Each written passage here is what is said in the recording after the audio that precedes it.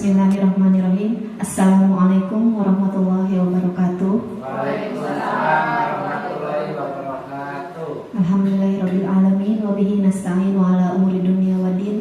Wassalatu wassalamu ala asrofil anbiya'i wal mursalin wa ala alihi wa sahbihi ajmain, amma ba'd.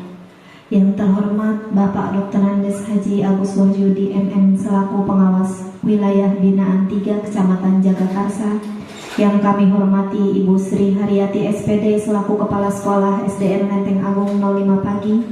Yang kami hormati Bapak, Ibu Guru dan tenaga kependidikan SDN Lenteng Agung 05 Pagi.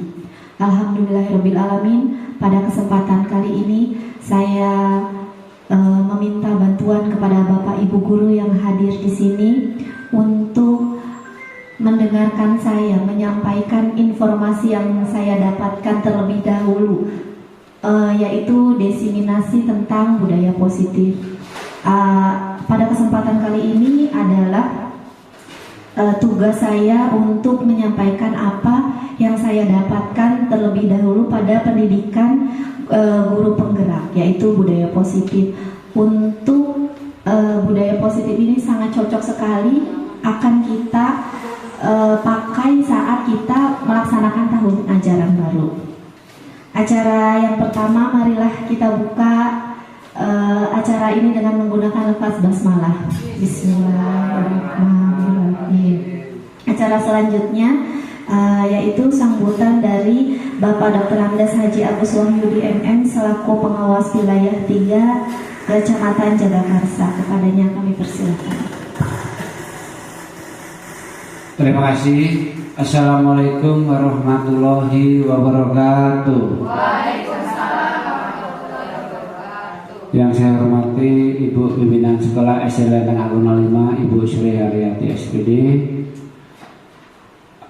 Ibu Wafa Hausiah selaku calon guru penggerak angkatan 8, Bapak Ibu guru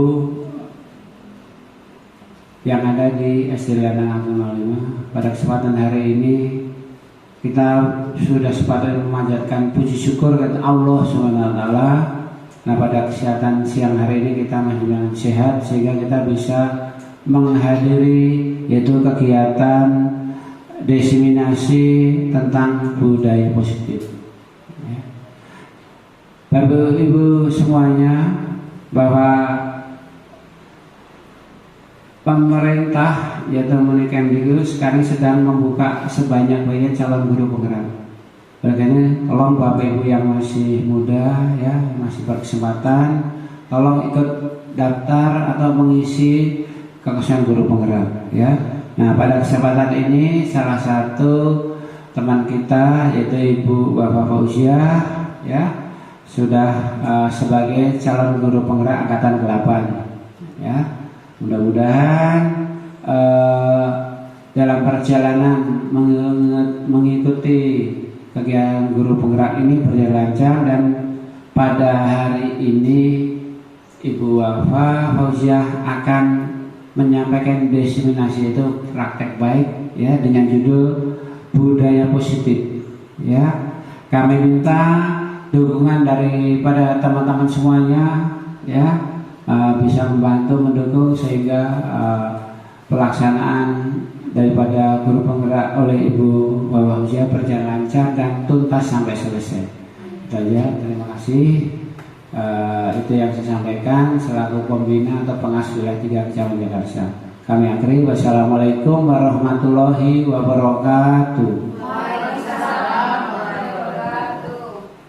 Terima kasih kepada Bapak Haji Agus. Alhamdulillah dukungan dan semangatnya untuk saya. Semoga saya bisa menjalankan pendidikan ini dengan sebaik-baiknya. saja sambutan dari kepala sekolah kami, yaitu Ibu Sri Haryati SPD. Kepadanya kami persilahkan. Ya, terima kasih. Bismillahirrahmanirrahim. Yang saya hormati Bapak Dr. Handes Haji Agus Wahyudi MM sebagai pengawas wilayah binaan 3. Yang saya hormati Bapak Ibu guru semua. Assalamualaikum warahmatullahi wabarakatuh. Alhamdulillahirrabbilalamin. Puji dan syukur kita panjatkan kehadirat Allah Subhanahu wa taala yang alhamdulillah pada hari ini kita akan mengikuti kegiatan yang akan dilaksanakan oleh salah satu guru kita, teman kita, sahabat kita, yaitu Ibu Wafa Fauziah, ya, untuk melaksanakan kegiatan aksi nyatanya dalam kegiatan sebagai guru penggerak. Selawat dan salam tak lupa kita haturkan kepada baginda Nabi besar kita Muhammad SAW. Saya berharap kepada Bapak Ibu guru yang lain, ya, untuk mengikuti kegiatan aksi nyata dari Bu Wafa ini dan yang lainnya bisa mencontoh, kemudian mengikuti jejak dari Bu Wafa sebagai guru penggerak, ya. Alhamdulillah di sini juga kita di SDN Lenteng Agung 05 sudah ada ikut yang angkatan ke-10 ke-9, ya. Maaf, angkatan ke-9, dan Bu Wafa ini adalah angkatan yang ke-8. Ya, mudah-mudahan yang lainnya menyusul. Semoga nanti kegiatan Bu Wafa ini dalam kegiatan aksi nyatanya, yaitu tentang budaya positif, kita bisa mengambil pelajarannya untuk kedepannya, apalagi di tahun ajaran yang baru.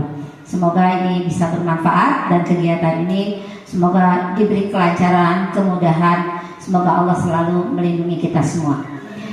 Sekali lagi terima kasih. Semoga kita semua bisa, terutama yang muda-muda ini, menjadi guru penggerak selanjutnya. Sekali lagi terima kasih. Wabillahi taufiq wal hidayah. Wassalamualaikum warahmatullahi wabarakatuh.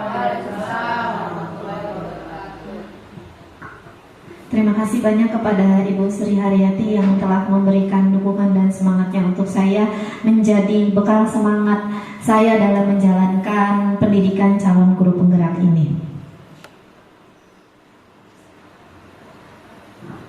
Baik, Bapak Ibu, di sini saya akan melaksanakan aksi nyata modul 1.4 dalam tugas pendidikan guru penggerak, yaitu modul 1.4 berisi budaya positif. Pada kesempatan kali ini saya ingin menjelaskan tentang budaya positif di sekolah. Pembelajaran konsep budaya positif di modul 1.4 ini meliputi perubahan paradigma, stimulus respon lawan teori kontrol. Yang kedua, arti disiplin, dan 3, motivasi perilaku manusia. Yang ketiga yaitu keyakinan kelas, hukuman dan penghargaan. Yang keempat, kebutuhan dasar manusia. Yang kelima, 5 posisi kontrol. Yang keenam, segitiga restitusi.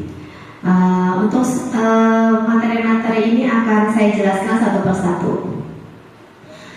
Yang pertama adalah perubahan paradigma stimulus respon melawan teori kontrol, disampaikan oleh Dr. William Glasser dalam kontrol teori. Miskonsepsi tentang kontrol yang ada saat ini yaitu, yang pertama, guru mengontrol murid. Kita tidak bisa memaksa murid untuk memilih, meskipun tampaknya kita sedang mengontrol murid.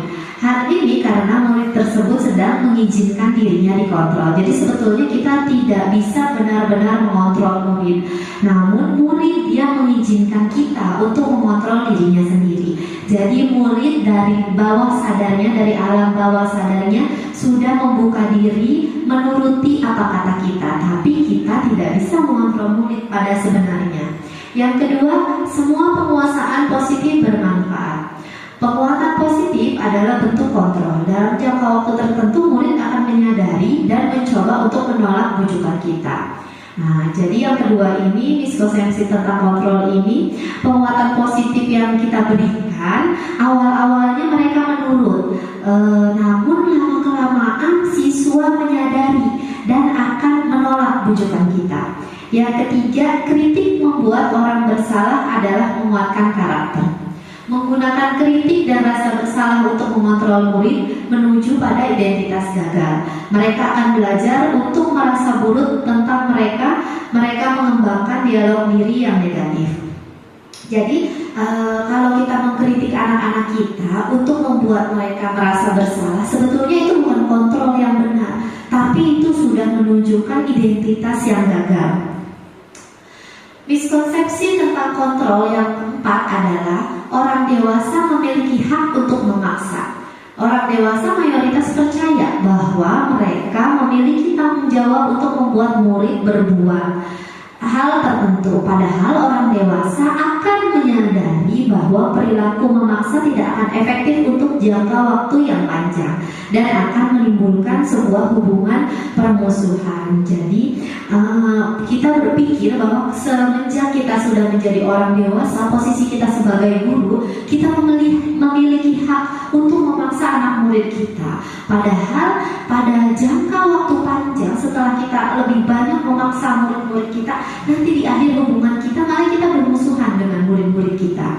Itu miskonsepsi tentang kontrol. Yang selanjutnya adalah perubahan paradigma. Nah, dari miskonsepsi tentang kontrol itu ada perubahan paradigma yang sekarang kita rasakan. Paradigma yaitu paradigma stimulus respon kepada pendekatan teori kontrol. Nah, bagaimana sih cara pandang seseorang tentang dunia dilihat dari stimulus respon dan teori kontrol? Jika pada stimulus respon, realita atau kebutuhan kita sama, namun pada teori kontrol, realitas atau kebutuhan kita berbeda, tidak dipandang sama. Kalau stimulus respon sama, tapi dalam teori kontrol itu berbeda. Yang kedua, dalam pandangan stimulus respon, semua orang melihat hal yang sama. Namun pada teori kontrol, setiap orang memiliki gambaran yang berbeda. Yang ketiga, pada pandangan stimulus respon, kita mencoba mengubah orang agar kita berpandangan sama dengan kita. Namun pada teori kontrol, kita berusaha memahami pandangan orang lain tentang dunia. Jadi saat di stimulus respon, kita mencoba menyamakan pandangan. Namun pada di teori kontrol, kita berusaha memahami pandangan orang lain. Untuk yang keempat, pada pandangan stimulus respon, perilaku buruk dilihat sebagai suatu kesalahan. Namun pada teori kontrol, semua perilaku memiliki tujuan, bukan suatu kesalahan, tapi itu ada tujuan tertentu. Selanjutnya, pandangan tentang dunia dari stimulus respon dan teori kontrol. Yang kelima adalah orang lain bisa mengontrol saya, tapi dalam teori kontrol hanya saya yang bisa mengontrol diri saya. Jadi apa yang kita mau itu yang kita laksanakan. Untuk yang keenam, stimulus respon, saya bisa mengontrol orang lain. Namun pada teori kontrol, saya tidak bisa mengontrol orang lain. Yang ada, orang lain mengizinkan dirinya untuk kita mengontrol mereka. Untuk yang ketujuh, stimulus respon tentang pandangan dunia, yaitu pemaksaan ada pada saat bujukan gagal. Namun dari teori kontrol, kolaborasi dan konsensus menciptakan pilihan-pilihan baru. Jadi dari stimulus respon ada pemaksaan pada saat bujukannya gagal. Namun di teori kontrol kita membuat kolaborasi dan konsensus untuk menciptakan pilihan-pilihan baru sehingga tidak ada bujukan yang gagal. Terakhir, yang kedelapan, dari stimulus respon, model berpikir menang kalah. Tapi dari teori kontrol, model berpikirnya menang-menang, tidak ada yang kalah. Pilihan apapun tetap menang, tidak ada yang dirugikan, tidak ada yang kalah. Untuk selanjutnya, yang kedua, disiplin positif dan tiga motivasi perilaku manusia. Apa sih disiplin positif ini? Kita akan mulai dari makna kata disiplin. Disiplin sering diasosiasikan sebagai tata tertib, teratur, dan kepatuhan pada peraturan. aturan, mau di sekolah, mau di rumah, mau di lingkungan, RT, RW, semua pun pasti ada kata-kata tertibnya, aturannya, peraturannya seperti apa. Yang kedua, disiplin juga sering dihubungkan dengan hukuman. Jika kita tidak menaati aturan, maka kita akan mendapatkan hukuman. Jika kita melawan dengan aturan, maka akan ada hukuman yang kita terima. Yang ketiga, kita cenderung menghubungkan disiplin dengan ketidaknyamanan pada murid.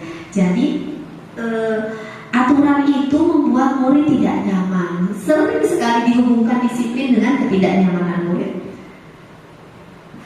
Selanjutnya masih tentang kata disiplin. Menurut Ki Hajar Dewantara, disiplin yang kuat adalah disiplin diri yang memiliki motivasi internal. Jadi, menurut Ki Hajar Dewantara, disiplin itu bergantung pada dirinya sendiri, bukan motivasi eksternal, bukan aturan yang tertulis, bukan peringatan guru-guru. Jadi, disiplin itu akan terbentuk jika siswa memiliki motivasi internal. Yang kelima, menurut Diane Gossen, dengan disiplin diri membuat seseorang menggali potensi pada tujuan, sesuatu yang dihargai dan bermakna. Jadi disiplin ini bukan tentang aturan, tapi bagaimana seseorang menggali potensinya. Apa yang ada dalam dirinya yang akan dia usahakan untuk mencapai tujuan. Sesuatu yang dihargai oleh dirinya itu apa? Itu yang menjadikan itu aturan dan bermakna bagi kehidupannya. Semuanya digabungkan, bagaimana caranya seseorang mencapai tujuannya dengan menggali potensi, menghargai sesuatu dan bermakna. Nah, dari 5 arti kata disiplin tersebut, maka kita simpulkan bahwa sebagai pendidik, tujuan kita adalah menciptakan anak-anak yang memiliki disiplin diri, sehingga mereka bisa berperilaku mengacu pada kebajikan universal dan memiliki motif intrinsik, bukan ekstrinsik. Kita ingin anak-anak kita memiliki disiplin diri, jadi bukan aturan yang mereka takuti, tapi disiplin yang muncul dari dirinya sendiri, sehingga mereka bisa berperilaku mengacu pada kebajikan universal. Setelah mereka memiliki disiplin diri, maka akan timbul perilaku-perilaku kebijakan universal. Selanjutnya, itu semua akan kekal berlangsung jika anak-anak kita sudah memiliki motivasi dalam dirinya sendiri. Nah, ada 3 motivasi perilaku manusia. Diana Gossen dalam bukunya Restructuring School Discipline menyatakan ada 3 alasan motivasi perilaku manusia. Yang pertama, untuk menghindari ketidaknyamanan. Yang kedua, untuk mendapatkan imbalan atau penghargaan dari orang lain. Yang ketiga, untuk menjadi orang yang mereka inginkan dan menghargai diri sendiri dengan nilai-nilai yang mereka percaya. Yang pertama, untuk menghindari ketidaknyamanan atau hukuman. Ini adalah tingkat terendah motivasi perilaku manusia. Orang yang menghindari ketidaknyamanan atau hukuman sebenarnya sedang menghindari permasalahan yang muncul pada mereka secara fisik, psikologis, maupun tidak terpenuhinya kebutuhan mereka bila tidak melakukan tindakan tersebut. Jadi ini adalah motivasi manusia yang paling rendah, tidak mau dihukum, tidak mau merasa nyaman. Mereka tidak mau adanya masalah baik itu fisik maupun psikologis. Pokoknya mereka menghindari hukuman-hukuman. Pokoknya saya nggak mau salah, soalnya saya nanti dihukum. Saya nggak mau kayak gitu, nanti saya nggak nyaman sama orang lain. Kalau misalnya saya salah, nanti disalahin sama orang lain. Itu adalah motivasi terendah, yaitu menghindari ketidaknyamanan atau hukuman. Motivasi yang kedua menurut Diana Gossen adalah untuk mendapatkan imbalan atau penghargaan dari orang lain. Setelah tadi, tingkatan yang paling rendah adalah menghindari hukuman atau ketidaknyamanan. Yang kedua ini adalah motivasi mendapatkan imbalan atau penghargaan dari orang lain. Mereka akan melakukan tindakan pujian orang lain yang menurut mereka penting. Mereka melakukan sesuatu untuk mendapatkan hadiah, imbalan, pengakuan. Jadi mereka melaksanakan suatu hal yang baik, ingin mendapatkan nilai. Misalnya anak murid kita ingin mendapatkan nilai yang baik, mereka belajar supaya dapat nilai yang baik, dapat pujian dari guru, dapat pujian dari orang tuanya, dapat hadiah dari orang tuanya. Nah, itu adalah motivasi satu tingkat di atas yang lebih rendah tadi. Tadi menghindari hukuman dan ketidaknyamanan. Ini tingkatan yang kedua adalah mendapatkan imbalan atau penghargaan dari orang lain. Nah, bagaimana sih sebetulnya motivasi yang paling baik yang harus ada dalam diri kita? Yaitu ini yang ketiga. Menurut Diana Gosen, motivasi yang paling tinggi adalah untuk menghargai diri sendiri dengan nilai yang mereka percaya. Mereka melakukan sesuatu karena nilai-nilai yang mereka yakini dan hargai. Ini adalah motivasi yang akan membuat seseorang memiliki disiplin positif, karena motivasi berperilakunya bersifat internal, bukan eksternal. Jadi kita ingin anak-anak kita atau bahkan kita diri sendiri ingin memiliki motivasi karena nilai-nilai yang kita yakini, nilai kebajikan yang kita yakini. Jika saya melakukan sesuatu yang menyakiti orang lain, itu bertentangan dengan nilai kebajikan. Tidak ada mengharapkan imbalan, penghargaan, pujian, atau misalnya tidak takut hukuman. Misalnya saya berangkat kerja ingin tidak terlambat, karena saya sebagai guru pasti memiliki keyakinan bahwa saya adalah contoh bagi murid-murid saya. Bukan saya tidak terlambat karena saya tidak ingin gaji dan tunjangan saya dipotong, bukan. Itu masih dalam tahap motivasi hukuman dan ketidaknyamanan. Atau misalnya saya akan berangkat kerja tepat waktu karena kepala sekolah akan memuji saya. Itu pun masih ada di tahap yang kedua, yaitu pujian. Tapi kalau saya ingin berangkat kerja, saya adalah seorang guru yang harus dicontoh, yang harus dilihat perilaku baiknya oleh anak-anak. Itu adalah motivasi ketiga menurut Diana Gosen ini, yaitu untuk menghargai diri sendiri dengan nilai yang mereka percaya. Selanjutnya, yang ketiga, yaitu keyakinan kelas, hukuman, dan penghargaan. Keyakinan kelas, bukan peraturan keras.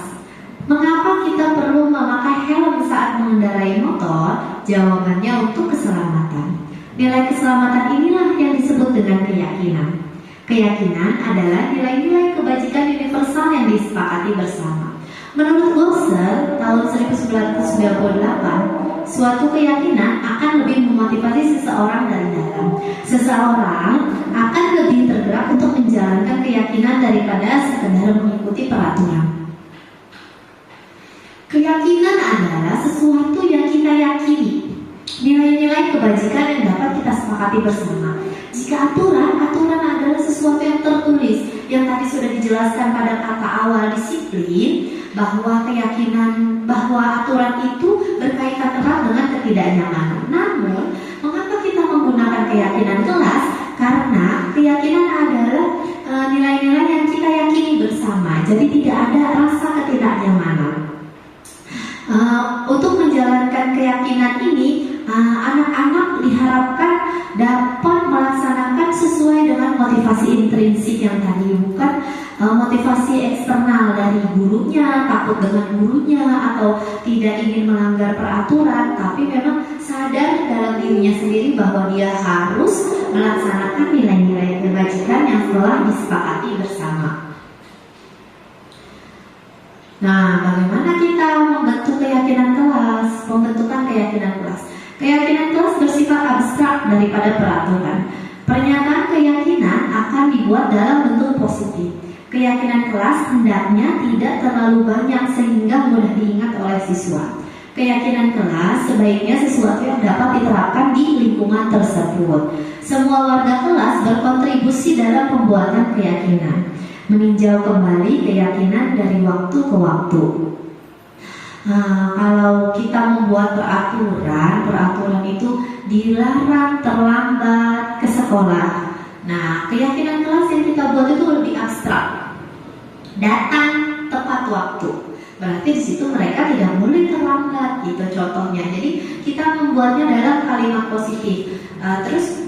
Jika tidak melaksanakan piket kelas akan didenda 2.000. Tidak seperti itu, tapi keyakinan kelas kita akan menuliskan menjaga kebersihan kelas. Lebih abstrak dan menggunakan kalimat yang positif. Semua warga kelas harus berkontribusi dalam pembuatan keyakinan. Kita tanya anak-anak kita inginnya seperti apa sih keyakinan kelas yang kita harapkan. Dari pemikiran anak-anak itu akan kita bentuk keyakinan kelas yang mereka ingini seperti apa. Karena ini awal tahun ajaran baru Bapak Ibu, jadi kita akan melaksanakan keyakinan kelas kita di kelas kita masing-masing. Mungkin kayaknya sama aja deh peraturan kelas, kesepakatan kelas, cuma namanya diganti keyakinan kelas. Tadi yang saya bilang yaitu menggunakan sifatnya lebih abstrak, lebih tidak hanya satu nilai, lebih banyak nilai. Yang kedua menggunakan kalimat-kalimat positif. Yang ketiga berasal dari keinginan anak-anak, inginnya seperti apa kelasnya, maka terbentuklah keyakinan kelas. Memang hal-hal yang mereka yakini dari mereka sendiri, mereka yakininya apa, mereka harapannya apa, inginnya apa. Nah, setelah mereka inginnya apa, kita bentuk keyakinan kelas yang mereka juga sendiri yang akan meyakininya. Oh, bahwa saya harus datang tepat waktu, bahwa saya harus menjaga kebersihan kelas, bahwa saya harus saling menghormati. Bukan ada kata-kata saya tidak boleh membuli teman, jika membuli nanti nyapu kelas seminggu. Bukan seperti itu. Selanjutnya yang akan kita bentuk yaitu hukuman, sanksi, dan restitusi. Setelah kita menerapkan keyakinan kelas pada tahun ajaran baru ini di kelas kita akan membahas tentang hukuman, sanksi, dan restitusi. Penerapan suatu pelanggaran bisa dalam bentuk hukuman, sanksi, atau restitusi. Perbedaan hukuman, sanksi, dan restitusi terletak pada tindakan setelah terjadinya suatu pelanggaran. Jadi, yang membedakan hukuman, sanksi, atau restitusi itu tindakannya apa setelah melakukan pelanggaran. Mari kita lihat bersama-sama. Nah, ini adalah tabel perbedaan antara hukuman, sanksi atau konsekuensi, dan restitusi. Jika di atas ini ada bacaan identitas gagal dan identitas berhasil, artinya tujuan yang ingin kita capai itu gagal atau berhasil. Seperti hukuman, sesuatu yang menyakitkan harus terjadi. Kalau hukuman itu memang sesuatunya itu pasti menyakitkan, gitu. Hukuman itu pasti menyakitkan. Namun pada sanksi atau konsekuensi, sesuatu memang harus terjadi, gitu, tapi tidak menyakitkan. Dalam restitusi merupakan pilihan. Jadi kalau hukuman harus dan menyakitkan, kalau sanksi sesuatu yang harus terjadi, namun restitusi merupakan sebuah pilihan. Dari hukuman itu perasaannya tidak nyaman untuk murid dalam jangka waktu panjang. Kalau sanksi atau konsekuensi tidak nyaman untuk murid dalam jangka waktu pendek. Tapi dalam restitusi menguatkan untuk murid dalam jangka waktu panjang. Nah, selanjutnya dalam hukuman ada kata-kata yang dipakai yaitu kamu harus berlari lapangan sekian puluh kali, kamu harus membersihkan kelas selama seminggu. Namun pada sanksi apa peraturannya? Kata-katanya seperti itu. Mampukah kamu melakukannya? Terima kasih sudah seperti ini. Itu adalah kata-kata yang digunakan saat memberikan sanksi. Namun pada restitusi kita balik lagi nanya ke anak, apa yang kamu yakini? Apa yang bisa kamu lakukan untuk memperbaiki masalah ini? Jadi kita tanya kembali ke anak-anak, apa sih yang kamu yakini? Sebetulnya kamu meyakini apa? Kalau kamu seperti ini, bagaimana cara kamu memperbaikinya? Jadi kepada anak, tapi sebuah pilihan yang baik yang menguatkan anak-anak dalam jangka waktu yang panjang. Jadi anak-anak bisa berpikir, oh sebetulnya saya harus seperti ini setelah melakukan kesalahan. Selanjutnya perbedaannya yaitu dalam hukuman, sikap-sikapnya yang terjadi adalah negatif. Dalam sanksi atau konsekuensi biasanya netral. Namun dalam restitusi biasanya sikap-sikapnya yang dimunculkan adalah sikap-sikap positif. Nah, pada hukuman biasanya akan terdengar kata-kata awas ya kalau kamu melakukannya lagi. Awas ya kamu nanti mengulang lagi. Kalau kamu nanti mengulang lagi akan seperti ini ya. Tapi dalam sanksi atau konsekuensi, lakukan apa yang saya katakan. Kamu ikuti kata ini. Gitu. Tapi kalau di restitusi, apa hal ini yang sesungguhnya ingin kamu lakukan? Apakah betul ini yang benar-benar kamu inginkan? Seperti itu. Dalam hukuman ada mode paksaan. Pasti memaksa. Hukuman itu pasti memaksa. Namun dalam sanksi atau konsekuensi ada stimulus dan ada respon. Tapi dalam restitusi yang sudah dijelaskan tadi, dia memakai teori kontrol. Selanjutnya dalam hukuman membuat anak berkonsep dirinya itu buruk.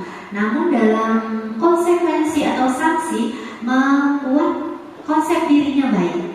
Tapi restitusi membuat konsep dirinya kuat.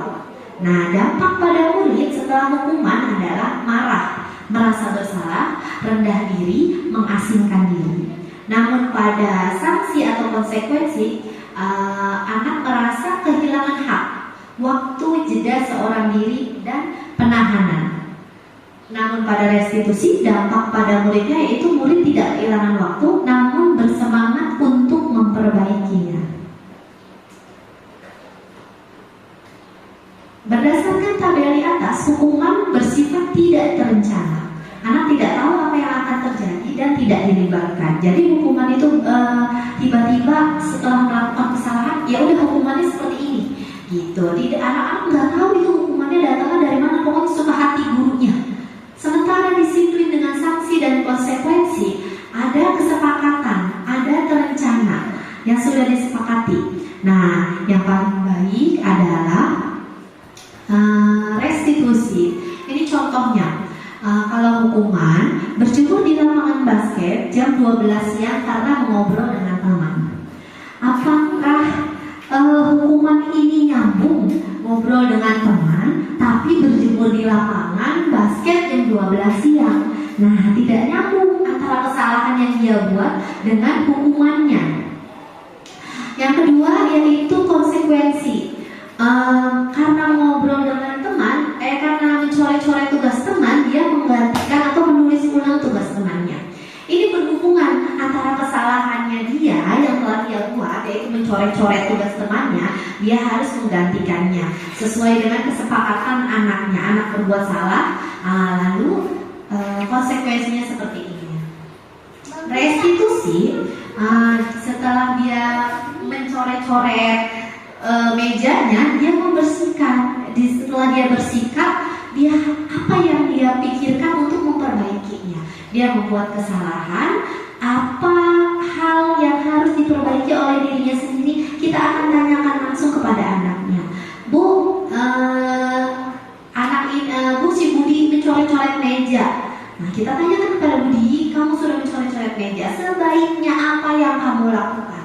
Apakah kamu harus mengganti yang baru atau harus apa? Nah, anak yang menjawab sendiri, oh saya harus membersihkan coretan saya Bu yang telah saya buat. Itu adalah perbedaan hukuman, konsekuensi, dan restitusi. Bahwa hukuman itu biasanya tidak ada kaitannya dengan kesalahan yang dibuat oleh anak.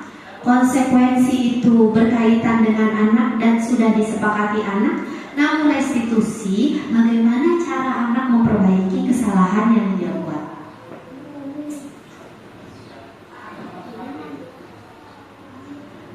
Al-Fikon dalam 1993 mengemukakan baik penghargaan maupun hukuman adalah cara-cara mengontrol perilaku yang menghancurkan potensi untuk pembelajaran yang sesungguhnya.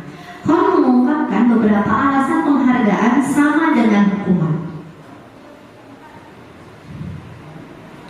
Pengaruh jangka pendek dan jangka panjang. Penghargaan berlaku untuk jangka waktu pendek. Jika menggunakan penghargaan lagi dan lagi, maka orang akan bergantung pada penghargaan yang diberikan. Seperti ini, jika kamu datang tepat waktu pagi, nanti akan ibu kasih bintang. Besoknya sama, kalau datang tepat waktu dikasih bintang. Nah, anak sudah mendapat 10 bintang. Apa yang dia rasakan?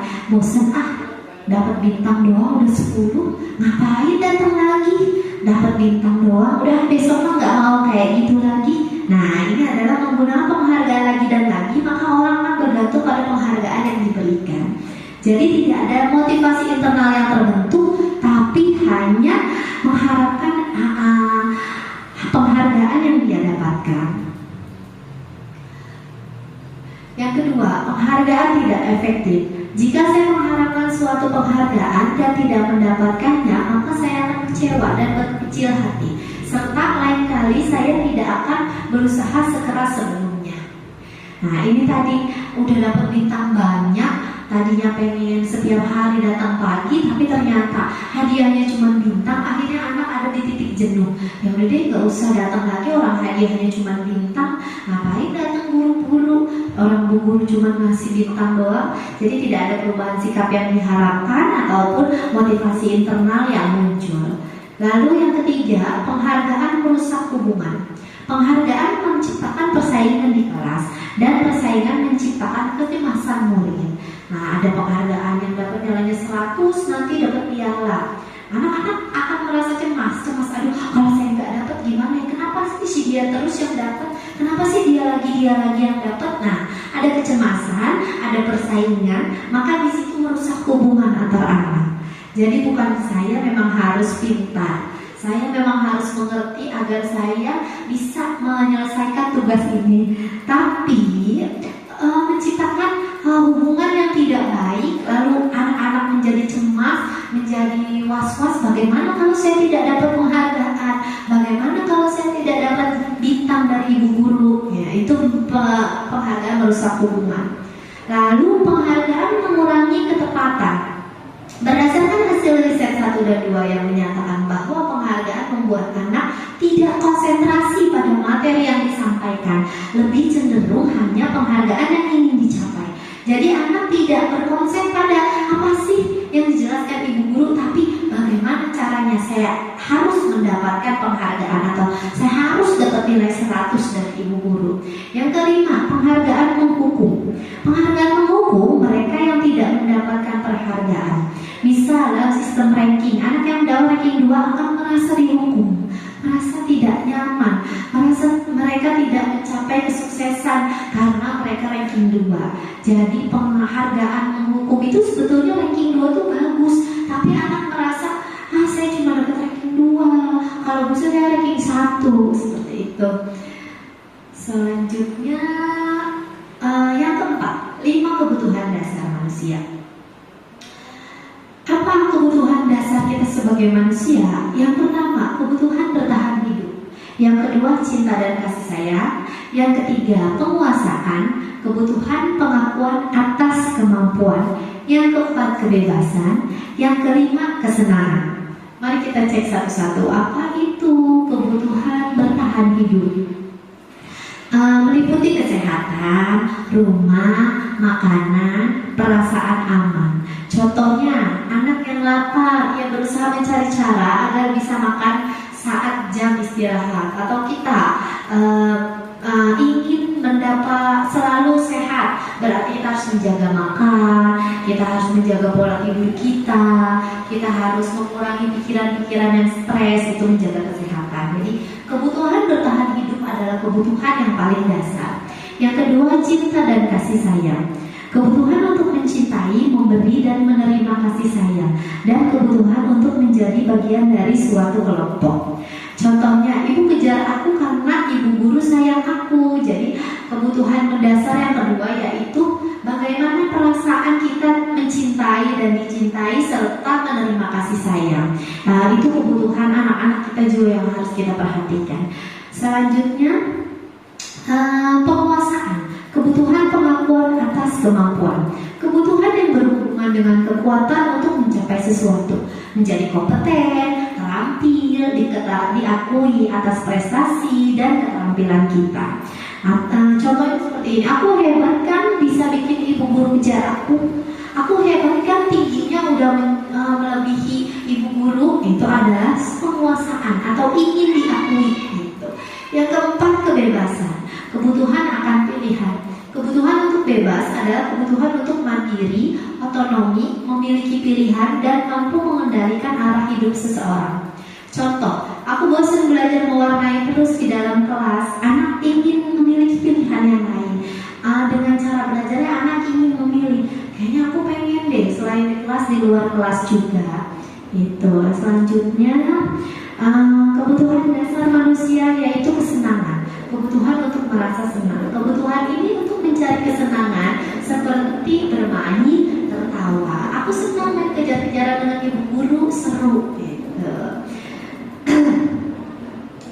Selanjutnya masuk dalam 5 posisi kontrol. Setelah tadi membahas tentang 5 kebutuhan dasar manusia, ada pula 5 posisi kontrol. Menurut Diana Gosser tahun 1998, 5 posisi kontrol yaitu yang pertama penghukum, yang kedua membuat orang merasa bersalah, yang ketiga teman, yang keempat monitor atau pemantau, yang kelima manajer. Mari kita lihat satu persatu apa itu penghukum. Penghukum, seseorang penghukum bisa menggunakan hukuman fisik dan verbal. Mereka beralasan bahwa sekolah memerlukan sistem untuk menekan murid. Kamu selalu saja salah, selalu yang paling terakhir selesainya, selalu kamu yang datangnya terlambat. Nah, guru seperti ini senantiasa percaya hanya ada satu cara agar pembelajaran bisa berhasil, yaitu menggunakan caranya dia sendiri. Ini adalah posisi seorang guru sebagai penghukum. Langsung menuduh anak itu salah tanpa mendengarkan anak itu memiliki alasan. Apakah dia terlambat karena sakit perut, atau memang betul-betul dia terlambat karena bangun kesiangan? Tidak, tapi sudah langsung, kamu ini selalu saja terlambat, pasti kesiangan, pasti males. Ya udah, kamu harus ibu hukum. Nah, itu adalah posisi penghukum. Selanjutnya yang kedua adalah posisi membuat orang merasa bersalah. Pada posisi ini guru bersuara lembut, membuat orang bersalah akan menggunakan keheningan yang membuat orang merasa tidak nyaman, bersalah, atau rendah diri. Contohnya seperti ini, duh ibu kecewa sekali sama kamu. Gimana coba kalau orang tua kamu tahu kamu berbuat seperti ini? Atau gimana ya kalau ibu kamu tahu kamu begini kelakuannya di sekolah? Duh ibu kecewa banget, ibu capek ngadepin kamu. Itu adalah membuat orang merasa bersalah. Murid memiliki penilaian diri yang buruk terhadap diri mereka sendiri. Murid merasa tidak berharga dan telah mengecewakan orang-orang yang disayang. Selanjutnya ada posisi teman. Pada posisi ini guru tidak akan menyakiti murid, namun akan berupaya mengontrol murid melalui persuasi atau ajakan. Posisi teman pada guru bisa negatif, bisa positif. Guru menggunakan humor dan hubungan baik untuk mempengaruhi seseorang. Ayolah demi ibu guru bantuin ya. Atau misalnya, ayo ingat nggak ibu udah bantuin apa? Ayo dong bantuin ibu juga kan udah bantuin kamu. Sini bantuin bapak juga sering bantuin kamu. Nah, itu adalah posisi sebagai teman. Hal negatif dari teman adalah murid menjadi tergantung dengan guru. Murid juga akan kecewa jika suatu saat guru tidak membantu. Karena ketergantungan, murid selalu bergantung pada gurunya dalam menghadapi sesuatu. Yang keempat adalah monitor atau pemantau. Monitor berarti mengawasi. Posisi ini menggunakan peraturan-peraturan dan konsekuensi. Contohnya seperti ini. Peraturannya apa ya? Apa yang telah kamu lakukan? Sesuai tidak dengan peraturan yang ada? Posisi monitor berawal dari teori stimulus respon yang menunjukkan tanggung jawab guru dalam mengontrol murid. Yang terakhir adalah posisi manajer. Posisi ini adalah posisi mentor, di mana guru berbuat sesuatu bersama dengan murid, mempersilahkan murid mempertanggungjawabkan perilakunya, mendukung murid agar dapat menemukan solusi atas permasalahannya sendiri.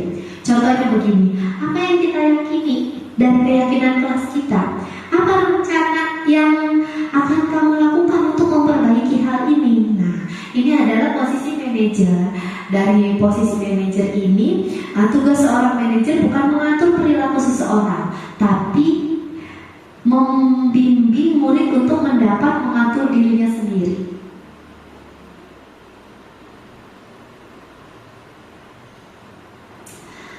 Udah yang terakhir. Yang terakhir yaitu segitiga restitusi. Segitiga restitusi apa sih? Pasti Bapak Ibu guru juga belum tahu atau baru mendengarkan istilahnya. Segitiga restitusi ini cara kita untuk menyelesaikan masalah bersama dengan murid kita. Jika murid kita melakukan kesalahan, ada langkah-langkah yang akan kita pakai untuk menyelesaikan masalah. Ada 3 langkah, karena ini segitiga, ada 3 langkah yang akan kita pakai saat kita menghadapi masalah atau anak melakukan kesalahan. Seperti apa kita menyelesaikannya? Tindakan yang pertama, langkah yang pertama adalah validasi tindakan yang salah. Nah, validasi tindakan yang salah itu bagaimana caranya kita bukan membenarkannya, tapi kita ikut merasakan perasaannya dia, mengerti perasaannya dia bahwa dia melakukan kesalahan. Yang kedua adalah menstabilkan identitas. Nah, yang kedua menstabilkan identitas.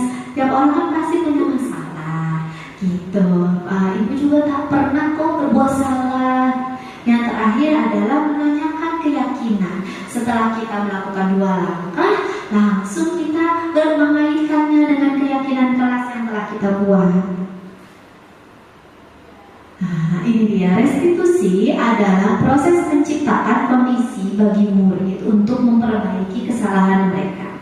Restitusi merupakan proses kolaboratif yang mengajarkan murid mencari solusi untuk masalah.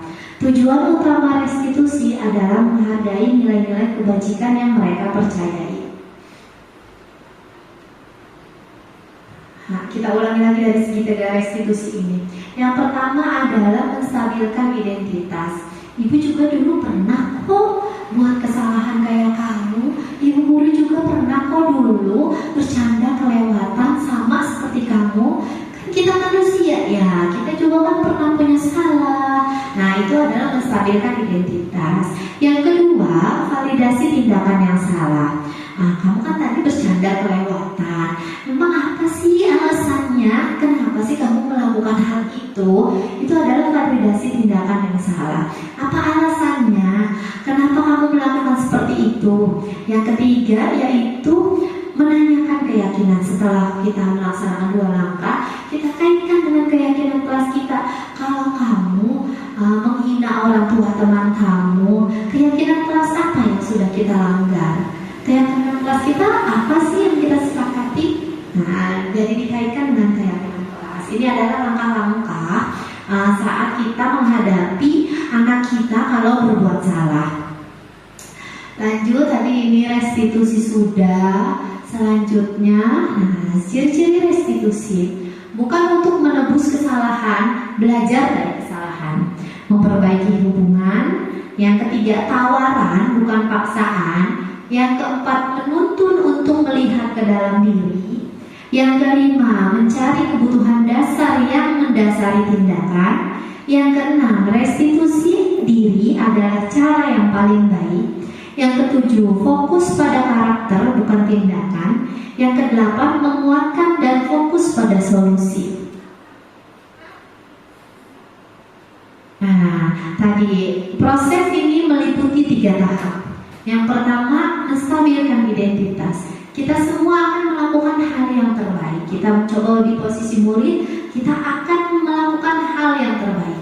Yang kedua, validasi tindakan. Semua perilaku baik yang siswa lakukan baik ataupun salah ataupun buruk pasti memiliki alasan. Yang ketiga, ada tawaran bukan paksaan. Kita semua memiliki motivasi internal dari tawaran tersebut. Apa tujuan kita sendiri, bukan paksaan atau motivasi dari orang lain. Nah, ini segitiga restitusi yang tadi. Yang pertama, menstabilkan identitas. Tidak ada manusia yang sempurna, kita bisa menyelesaikan ini. Yang kedua, validasi tindakan yang salah. Kamu pasti punya alasan mengapa kamu melakukan itu. Yang ketiga, menanyakan keyakinan. Apa nilai-nilai yang kita telah sepakati? Baik, Bapak Ibu, ini adalah penjelasan dari saya tentang budaya positif di sekolah. Budaya positif di sekolah tadi ada 6 bagian yang sudah saya jelaskan. Terima kasih atas perhatiannya Bapak Ibu Guru.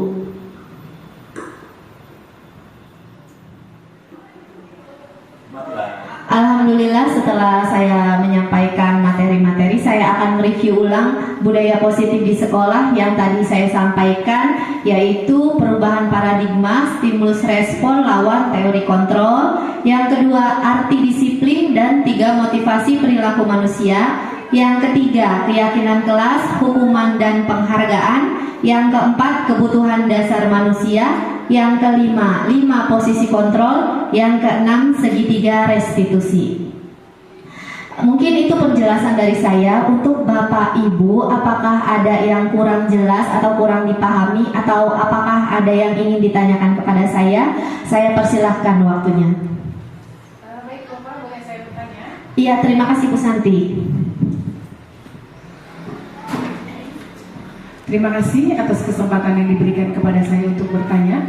Dari 6 poin yang dijelaskan di slide-nya Bu Wafa tentang budaya positif di sekolah, tentang segitiga restitusi, saya belum terlalu paham apa itu segitiga restitusi. Jadi bagaimana cara kita menerapkan segitiga restitusi itu, Bu Wafa? Minta tolong dijelaskan. Terima kasih. Terima kasih banyak Bu Santi untuk pertanyaannya. Ada lagi yang ingin bertanya, jadi nanti sekalian saya jawab ya pertanyaannya. Oh iya Bu Puji, silahkan. Terima kasih. Dari paparan yang tadi Bu Wapa berikan, kira-kira dari posisi kontrol yang sudah dijelaskan tadi, mana yang paling baik? Itu pertanyaan saya. Terima kasih sebelumnya. Terima kasih banyak Bu Puji, terima kasih banyak Bu Santi dan Bu Puji atas pertanyaannya. Untuk pertanyaan Bu Santi akan saya jawab terlebih dahulu. Bagaimana cara kita menerapkan segitiga restitusi? Nah, segitiga restitusi itu terdiri dari tiga bagian yang akan kita laksanakan biasanya kalau misalnya anak-anak berantem. Nah, apa yang harus kita lakukan? Maka kita menggunakan segitiga restitusi ini. Kalau 3 langkah yang tadi itu kan terlalu panjang, maka kita sesuaikan dengan keadaan kita ya Bu ya. Misalnya 3 langkah itu yaitu validasi tindakan yang salah. Pasti kan Ibu nggak boleh langsung emosi, kamu salah banget ini begini, tidak.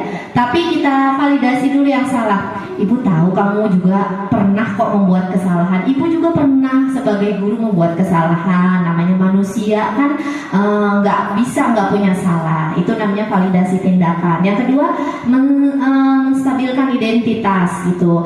Nah, di sini Ibu bertanya, kenapa sih kamu melakukan itu? Misalnya kalau ngusilin temennya, kita bertanya sebagai guru, kenapa kamu nangisin teman kamu? Atau kenapa kamu nyelengkat teman kamu? Pasti dia punya alasan, itu namanya menstabilkan identitas. Yang terakhir, langkah yang terakhir yaitu menanyakan keyakinan. Nah, yang kamu lakukan apakah sesuai dengan keyakinan kelas kita? Itu kan tadi kan kita udah jelaskan nih di poin ketiga. ada keyakinan kelas. Nah, dibalikin lagi ke keyakinan kelas kita itu. Lalu gimana kalau waktunya buru-buru atau misalnya kita lagi banyak pekerjaan, langsung kita menasihati bisa dengan 2 langkah, menstabilkan identitas dan keyakinan kelas, atau kita langsung memantapkan keyakinan kelas anak kita supaya dia tidak mengulangi hal yang seperti itu. Bagaimana Bu Santi? Oke, terima kasih Bu Pak atas penjelasannya, lumayan Pak. Ya, terima kasih banyak Bu Santi atas perhatiannya. Untuk pertanyaan kedua dari Bu Puji, yaitu 5 posisi kontrol. Nah, tadi saya sudah menjelaskan 5 posisi kontrol itu ada penghukum, pembuat orang merasa bersalah, teman, pemantau, dan manajer. Yang paling baik yang kita terapkan ya Bu Puji ya di sekolah, di kelas kita, yaitu posisi manajer. Kenapa posisi manajer? Kalau yang tadi penghukum kan kita cuma menghukum aja, nggak tahu gimana kita hukum aja. Membuat orang merasa bersalah juga sama. Ya udah deh, kamu seperti itu mengecewakan ibu sekali, kan anak merasa bersalah. Nah itu kan kurang ya. Yang paling baik yaitu posisi manajer. Posisi manajer itu kita hanya membuat anak kita itu berpikir sendiri dengan motivasi internalnya dia. Bagaimana dia menyelesaikan masalah, kita hanya memandu dengan mengingatkan dia yang baik seperti apa, tapi motivasinya itu dari diri sendiri. Seperti itu Bu Puji. Jadi yang paling baik sekali yaitu posisi manajer. Untuk penghukum ya kayaknya harus kita hindari ya, zaman sekarang kita tidak boleh menghukum. Pembuat merasa bersalah pun sama, kita nggak boleh kayaknya langsung bikin anak, ibu kecewa sama kamu, ibu kayaknya udah nggak sayang sama kamu, itu tidak boleh juga. Atau misalnya teman, ya udah deh nggak apa-apa deh, besok jangan diulangi ya, udah sekarang masalahnya ibu beresin, itu tidak boleh gitu. Terus yang keempatnya pemantau, kita cuma liatin aja, jadi kamu salah gimana, itu juga nggak baik. Jadi yang paling baik adalah posisi manajer. Seperti itu Bu Puji. Cukup. Terima kasih Bapak Ibu. Alhamdulillah serangkaian materi ini sudah saya sampaikan. Saya bukannya pinter atau saya lebih tinggi ilmunya dari Bapak Ibu, tidak. Tapi ini informasi saya dapatkan terlebih dahulu. Informasi ini saya sampaikan kepada Bapak Ibu untuk menjadi informasi yang baru yang akan kita terapkan di tahun ajaran baru ini. Semoga budaya positif di sekolah ini bisa kita terapkan di sekolah kita bersama-sama dan akan menjadi lebih baik lagi ke depannya untuk sekolah kita. Terima kasih sekali lagi kepada Bapak Ibu yang sudah hadir, rela duduk di sini mendengarkan saya yang tidak punya ilmu apa-apa. Semoga Bapak Ibu mendapatkan pahala yang melimpah. Amin ya rabbal alamin. Bapak Ibu mohon kesabarannya, di acara-acara selanjutnya mungkin saya akan meminta waktunya lagi seperti ini ya. Terima kasih banyak. Yang betul datangnya dari Allah, yang salah datangnya dari saya sendiri. Wabillahi taufik wal hidayah. Wassalamualaikum warahmatullahi wabarakatuh. Terima kasih.